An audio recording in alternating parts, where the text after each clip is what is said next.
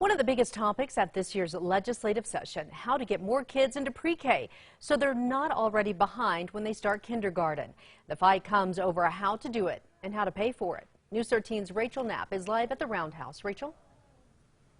Jessica, there are two bills with the same goal in mind. Both are sponsored by Democrats, but with some key differences.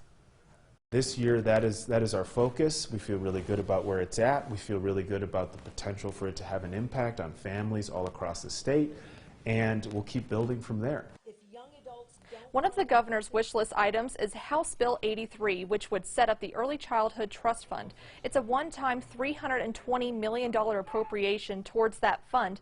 Then the state would use the emergency school tax and federal mineral leasing to put another $40 to $50 million into it every year.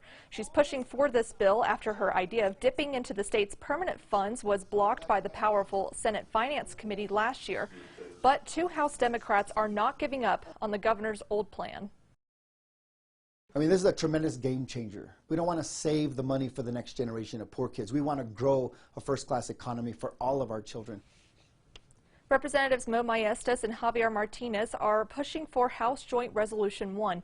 It would let voters say yes or no to using 1% from the state's $20 billion land grant permanent fund to funnel roughly $200 million into pre-K every year.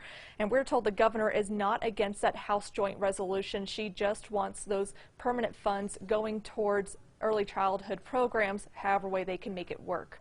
Back to you. All right. Thank you, Rachel. That House Joint Resolution is being heard for the first time in a committee right now.